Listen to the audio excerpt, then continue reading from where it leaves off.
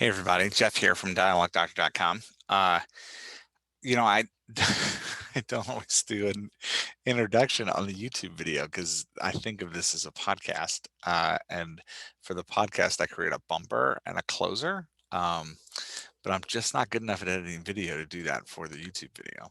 So since this is a solo episode, I figured I would go ahead and just say introduce myself on the video as well. So if you're listening to this on the podcast, you've heard me introduce myself twice, which is weird.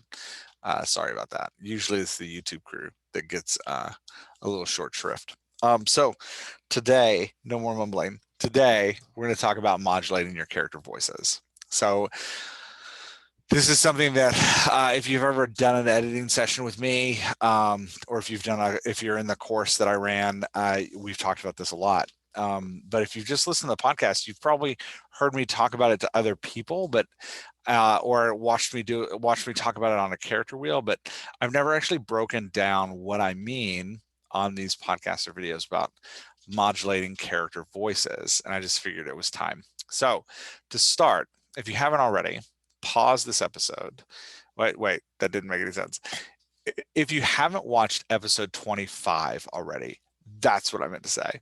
If you haven't watched or listened to episode 25 already, pause this episode, go back to episode 25, because there I talk about dialogue, the dialogue daisy, and I talk about characterization and what it means to build a character voice. And it's really important because you need to know what it means to build a character voice before we start talking about modulating a character voice. So quick recap, I talk about how the character's personality grows out of the character's background, genetics, culture, all that good stuff, grows into the character's personality. And then that personality blooms into a voice. And I use a flower as a comparison. And then I talk about how the centerpiece of the flower is kind of the base character voice. And then off of that are these petals that are the different modulations of a character voice. Today, I want to go into those petals. So if you haven't already watched or listened to episode 25, go listen to that and then come back to this one, because I think of this as kind of a part two. This is a solo episode, by the way, which is incredibly intimidating for me, but we're just going to roll with it. It means it'll probably be shorter because I get anxious and I talk less. So what does it mean to modulate a voice? I want you to think about your life for a minute. And I want you to think about how you sound in the different areas, circumstances, or emotions of life. So let me talk about myself for a minute. If I were going to build my character voice, the character voice of Jeff Elkins, it would be analytical. I'm a fairly analytical dude.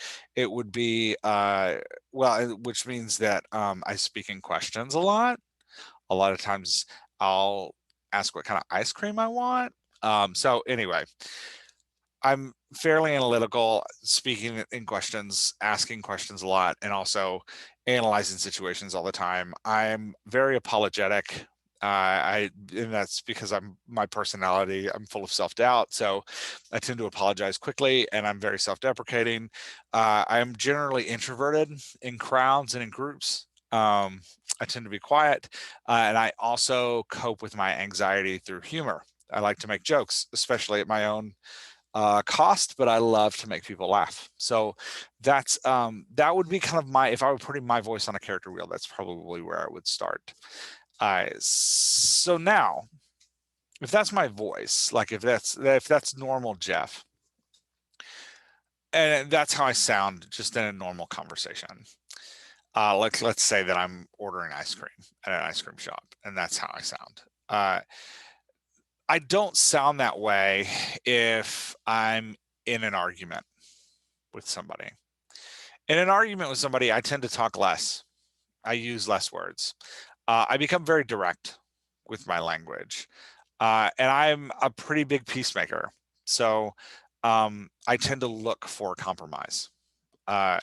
If I'm in, that's how my voice sounds in an argument. But if I go to a friend's house and I'm hanging out and we've had a couple drinks and we're vulnerable, I tend to tell more jokes. I tend to laugh more. I let my guard down a little bit. The analytical side of me goes away some. So you can see that, like, how I sound in different areas and in different circumstances changes. Let me say that again. How I sound in different circumstances and different emotional engagements change. In conflict, I sound one way.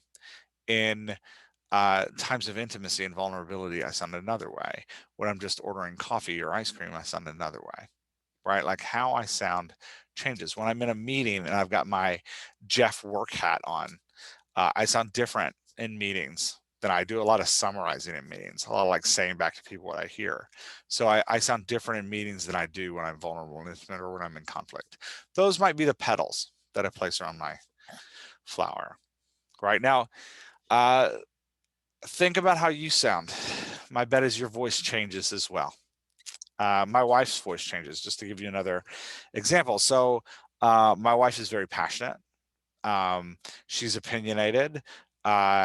She has a deep, deep love for people, and she loves to laugh and have a good time. She's happiest when she's enjoying laughing and having a good time. So when she's in like an intimate, vulnerable moment with a friend, lots of laughing, lots of jokes. That's how she's connecting with somebody.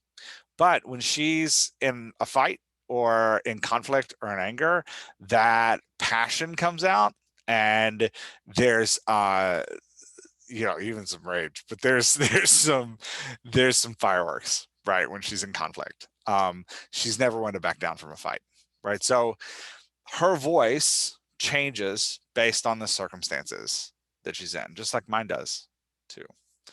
And that's what modulating your voice means, right? Like, so your character's voice should also change based on the emotional circumstances that your character is in. So if your character's in a really intense moment and it's really scary, let's say scary moment, it's really scary and they're terrified, they should sound different.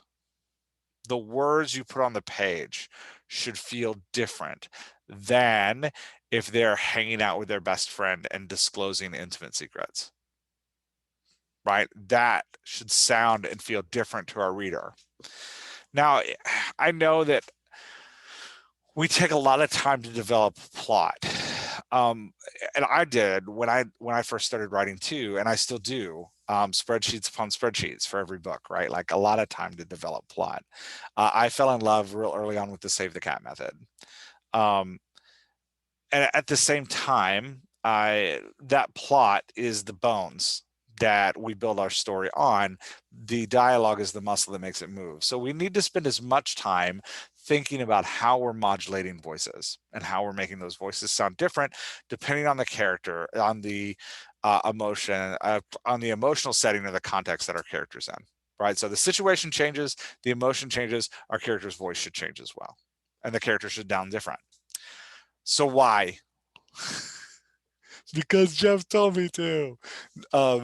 That shouldn't be a good enough reason for anybody. So let's talk about why you're going to modulate character voice. What do you get out of it, right? Because as writers, we got enough going on, man. We got to find time to sit and write. We got to think about the structure of what we're doing. We got to, you're telling me I got to have unique characters, right? Like I got a chart now with all my character voices on it. Oh my gosh, this is crazy. It's insane. Not just that, I got like a Save the Cat chart where I'm like plotting out my story, or I've got a story grid thing, or I'm thinking about 3-story method, conflict, choices, consequences. Oh my gosh, it's all so much. Why do I also have to think about modulating voices? Well, here's what you get from modulating voices. Let's go through 3 things just off the top of my head that I think when I'm modulating voices, like these are the things that works for me. I wrote them down in case you're wondering why I keep looking down. I wrote down those because I'm analytical. I take notes on everything all the time. So 3 things I think about. The first thing is when your character's voice modulates appropriately, right? So when, let's say you're writing a horror novel and there's a jump scare, right? Like in the horror novel, your character's like walking down a dark hallway. It's spooky and scary. And maybe your character's like joking with the person next to him because your character is that guy that jokes when they're a little scared. And your character's like, ha ha ha, isn't it funny? What if something jumped out at us? And then all of a sudden you write like, and the vampire turned the corner. It's like, roar! Don't write that, but you know what I'm saying. The vampire turned the corner. It's like, roar! And your character screams, ah, and then, runs, like, let's get out of here. Those are modulations in voices, right? Like appropriate modulations in voices. And they communicate to your reader an authenticity that your character is really scared. So if the vampire jumped out and I was like, roar, again, don't write that. But if the vampire jumped out, and was like, roar, and your character was like, oh my gosh, isn't this funny? Oh my gosh, my voice hasn't changed at all, right? Like that character doesn't sound or feel scared, and your book loses on authenticity and realism. So modulating our voices, and that was a stupid, silly example, but I hope you get the point through that silly example. If our character voice isn't modulating when the circumstances change, we lose that feeling of realism. If we can modulate our character's voice appropriately, we gain an authenticity to our work that draws the reader in because they're experiencing this thing along with your character. So I think about this a lot in moments of intimacy in work. In the work that we write, when a character becomes intimate and the pace of their language slows down and they become more thoughtful and maybe sentences get a little bit shorter and maybe there's less questions, maybe we add some sighs, um, maybe we talk about eye contact a little bit more and our character really starts sharing what's inside their heart and what's happening, as Meg Ryan says in You've Got Mail, 72 insights to my soul. That's the wrong number for that quote, but I don't write numbers. So anyway, you get what I'm saying, right? Like if we can develop that intimate structure of the voice that slows the character's voice down, all of a sudden that intimacy and that authenticity feels realistic, right? So by modulating our character's voice into that intimacy, our work gains authenticity and pulls our reader in as if our reader is really experiencing something. Now, things like movies and audio dramas, they have a big a big leg up on this. On us as writers that are penning words on paper, because they have actors that do this a little bit naturally for them, right? Like for us, all the actors are coming out of our fingers. So we have to be a little more conscious of what's going on and what we're doing, because we are the only actor. So if we're not aware of how we're modulating voices, they're all going to modulate the same. Sorry, I'm jumping into tips already. We'll come back to that in a second. So first thing is modulating your voice is going to give you some authenticity. The second thing modulating your voice is going to do is it's going to communicate to your reader that the emotional tone of the work has changed. So let's go back to my stupid rawr, vampire moment. Oh, the jump scene, right? Like the jump scare. When your character screams and your character goes from joking to panicked and your character yells his buddy's name and is like, let's get out of here, it communicates to the reader that, hey, the emotional tone has changed. This isn't funny anymore. This is now serious and we're afraid and running for our lives, right? Like, or with the weird example I did a second ago where I tried to make my voice sound more vulnerable and intimate, it communicates to the reader that they should lean in and that they should listen closely and that they should understand that they're getting insights into the character's true emotional feeling, right? Like, so the other thing we get from modulating voices is we don't it is a show don't tell thing, right? You hear that all the time: show don't tell, show don't tell, show don't tell. We don't always know what that means. We just know that we're supposed to do it, and somehow it involves avoiding words that end in ly. So it doesn't always. So anyway, the show don't tell, in dialogue, one way to do show don't tell with dialogue is to modulate your character's voice to show that the emotional tone is changing. So instead of saying Jeff decided to become vulnerable in that moment, I just slow the words down. I change the pace. I change how I talk. I stop the jokes. I let the anxiety of my voice go a little bit, and I lean more into the analytical listening, right? Like that would be how you would modulate my character's voice in moments of intimacy.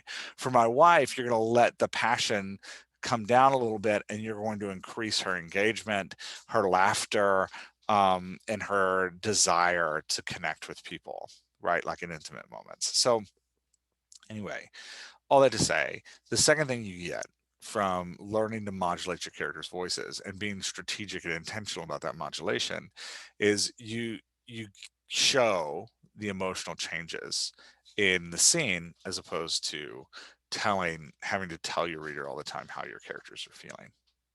All right, so we got authenticity, we got the show don't tell. The third thing is modulating your characters' voices strategically. Even planning it out before you start, like we do with the character wheel, gives you a greater diverse cast of characters. So maybe you noticed, as I was using my wife's example and my example, that our responses to emotional contexts are very different.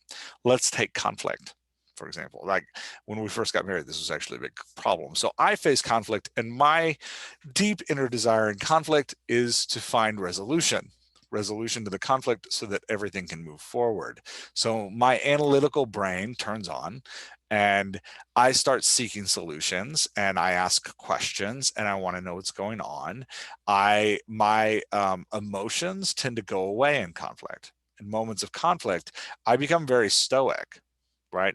Now, my wife, on the other hand, when she's in conflict, her passions come out and she becomes angry and her words speed up. And sometimes accusations are thrown because for her, it's not about finding resolution through compromise. It's about winning the fight, right? So already I have two very diverse characters in how we feel about conflict. And it will, if I were writing a book about my wife and I, would create a conflict scene would feel rich and diverse because we're both responding very differently to the conflict. In fact, it sets up challenges when when we're intentionally modulating voices and changing how our characters respond in different circumstances. It sets up the opportunity for great scenes between our characters, right? Like, let's think about intimacy for a moment, modulating your character's voice for intimacy. And let's say that you have two characters that have the same baseline voice. Let's say you have two extroverts who are both chatty and both like to talk a lot, right? So you've got these two extroverts. They both talk a lot. We'll call them Sarah and Brittany. Sarah and Brittany chat a lot. They talk all the time. They use a lot of words. They say like, oh my gosh, a lot. Now, when they're on the page in their normal setting, like if they're just like ordering coffee, they sound very the same, right? Like maybe they sound so much the same, it's a joke, right? Like you can't really tell the difference between one of them and the other. When it comes time for intimacy, let's say that Sarah really engages in intimacy. She's not afraid of it. She likes it. She leans into it. So for her, intimacy becomes about a lot of questions and a lot of listening and a lot of sharing her heart. Man, when things get intimate, Sarah shares her heart. Brittany, on the other hand, Brittany's very uncomfortable with intimacy. So when things get intimate, Brittany deflects and she makes jokes and she tries to get out of the intimate moment and she uses excuses to leave. Right. So now, even though we have two characters that sound the same, because we're modulating their voices differently when we get to intimacy, we're going to create a more diverse cast of characters, right? Modulation becomes a tool to enhance diversity in our work. Right. So Sarah and Brittany, even though they sound the same in normal circumstances, feel different to the reader because of how they respond to intimacy, because we modulate their voice differently in these intimate moments. Right. And suddenly Sarah and Brittany, who feel the same, become two very different colors for us to paint the story with. Right. So authenticity, right? Modulating voice brings greater authenticity to your work. Modulating voice communicates the emotional tone you're going for, right? When the character gets scared and their voice changes because they're scared, the reader can feel that the character is scared without you having to say, the character is scared. Right. The third thing it does is it provides an opportunity for us to create more diverse casts, because even if their bass voice sounds the same, how they modulate will feel and sound different, and create opportunities for us to give our characters richer interactions with one another. So that's my case for modulating voices. And I know now you're all super excited about looking at your work and editing your work. And when you're writing your work, thinking about how your characters' voices are modulating. So let me give you some tips for modulating voices. The first tip is your character's personality does not change when the voice modulates. So let's go back to me and my example. The example of me, my example of me. Oh my gosh, no one should let me do solo episodes. Where are you people to stop me from doing solo episodes? Somebody's got to stop me. So my, please don't show up to my house and try to stop me. That would make me anxious. So my example of me, um, when I am, I totally lost where I was going. Oh, I talked about how my voice modulates in conflict. If you notice, what I did was I took aspects of my voice, analytical, wanting to understand, right? Like seeking to know. I took those aspects of my baseline voice and I accentuated them in a moment of conflict while suppressing other aspects of my voice, which was my anxious humor, right? So accentuating some things, suppressing others. My voice doesn't change. My personality doesn't change. It's just aspects of it become louder and other aspects of it become softer. Same with my wife. When my wife gets into moments of intimacy, her passion doesn't disappear. It's just suppressed a little bit while her desire to engage increases, right? So we're turning the volume up on some aspects and turning the volume down on other aspects. This is really important because we don't want our characters to sound schizophrenic. We don't want them to sound like different people in different circumstances and situations, right? Like we want our characters always to be our character. But when we modulate their voice, we're just turning the dial up on some aspects of their voice and turning other aspects of their voice down. Right. So that's tip number one. So think about your character's voice as like these different knobs, and you're like, oh, you know, Heather is getting scared, so I got to turn up that anxiety that uses a lot of words and talks a lot, and I got to turn down her desire to ask questions, so she's going to make more declaratory statements right now. But I'm not actually changing who Heather is. I'm just accentuating and suppressing aspects of her voice. So that's tip number one. Tip number two, and tip number one is that the personality stays the same, that we're accentuating and decentuating aspects of their voice. Excuse me. Tip number two is think about the speed at which your character's talking. So as writers, we only have so many tools at our disposal, right? We have the size of words we use. Are they big words or small words? Are they complex words or simple words, right? Like size of words. That's what we got. Big, small, complex, or simple. We have the amount of words we use at one time. Does a character use a lot of words or little words? We have punctuation, periods, question marks, exclamation points, right? And then we have the amount of thoughts per per section of dialogue. So when your character uses a lot of words, are they also giving a lot of thoughts, or are they just saying the same thing over and over and over again, like I tend to do? So which of those are happening, right? Like those are the kind of the tools that we have in our disposal. We also have body language, and we have silence, which is an interesting tool to use. Maybe someday we'll talk about using silence in dialogue. But we have limited tools. So be strategic with your tools. Think about what the dialogue is going to look like on the page when you modulate the voice. A character who is energetic and engaging with others should have a lot of words. That doesn't mean those words have to have a lot of thoughts. It just means they have to have a lot of words. A character that's shy should have very few words. So in a moment of intimacy, if a character that's shy is going to let down their guard and actually reveal what's going on, the number of words should likely increase, and the number of thoughts shared should also likely increase, right? So back away from being an artist here for a second. And when you think about modulating voices, be a mechanic. Look at the tools you got laid out, and what tools can you use to build what you need to build, right? Think more as a mechanic. What tools are you going to use to build what you need to build? So keep the personality always the same. To modulate the voice, suppress some pieces and accentuate other pieces of that character's voice so that the character never sounds schizophrenic, but just sounds like an extension of themselves when they're modulating voices in different ways. Number two, know your tools and use your tools, right? Know the tools that you have. You don't have very many, so be strategic about using them. Number 3, be aware of how quickly your voice is modulating.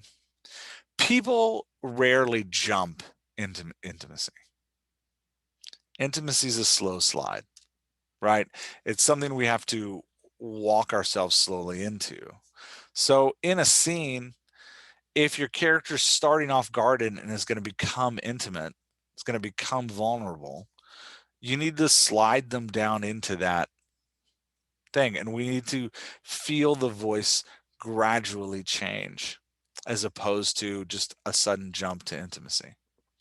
Now, a jump to fear is pretty common, right? Like a jump scare that shocks you into fear, or let's say you're in a battle scene, you're writing an action scene, and all of a sudden battle breaks out and your character jumps into fight mode, right? Like, so that fight or flight mode, that's pretty common, that like sudden jump into that. But man, it takes time to cool down. You don't become terrified and then suddenly you're okay, right? You don't jump into fight mode and then suddenly you're out of it. You have to ease your way out of it, just like you have to ease your way into intimacy and vulnerability. So as you're creating a scene or as you're editing a scene, think about, how does my character feel right now? And at what speed am I modulating this voice, right? Am I modulating too quickly or too slowly? How's that going on? How's that coming about? A lot of times after I write a scene, I'll just take a minute and I'll just read what one character has said. I'll just read through the lines of that character and I'll ask myself, like, how's this voice modulating across the scene? If I started guarded and I want to end vulnerable, have I appropriately moved into that vulnerability? Right. And again, use the tools at your disposal. Are the number of words changing? Are the thoughts being shared per dialogue piece changing? Am I using punctuation appropriately to demonstrate how my character is feeling? What kind of body language am I communicating? Right? Like, use those tools appropriately to bring about that slow modulation of voice. It down into intimacy, from guarded to intimacy, or bring about that fast modulation from in the middle of right at the jump scare, but then let your character have time to cool down from that jump scare and to build back to kind of their baseline. All right. I know this was a little bit shorter episode today. I hope this was helpful. And that voice modulation is something you can start to tackle. I try to keep these solo episodes a little bit shorter. So anyway, because it's just me here. And who wants that? So that it's, see, self-deprecating. That's my character voice. Now, I hope if you go back and look at some of the episodes we've done with a character wheel, the conversation about modulating the voice makes more sense to you, right? Like, so when we start off writing, we want to take that character wheel, that chart that we talk about, and in the middle of that character wheel is that baseline voice. And then we want to just, when we're starting off a piece, we want to just think about, like, what's the gamut of emotions or the gamut of moments my character is going to have, right? Like, if you're writing a short story, you may just have two. You may just have, guarded to intimacy, or you may just have relaxed to conflict. That's all you got. But if you have a whole book, right, like let's say you're writing a thriller, you're probably going to have moments of investigation where the character is experiencing a more intense curiosity and a moment of discovery. You might have a moment of intimacy where the detective is talking to their partner. You might have an action scene where the character is in like fight or flight mode.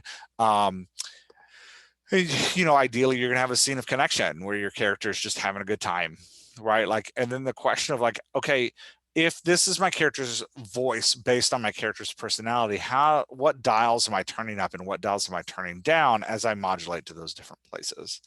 If we can do that, we can create work that's going to be super emotionally engaging and drive our reader deeper and deeper into our scenes, so that our reader is actually experiencing the emotions along with our character. And that's what we want. Right? We want to be thinking about what's our reader's experience, not just do the plot beats match what my reader's thinking, but is my reader experiencing the emotions that I intend in the book? All right, I'll talk more about this in future episodes, but hopefully that's enough to get you started. Thanks for hanging out with me today, and I'll see you next week.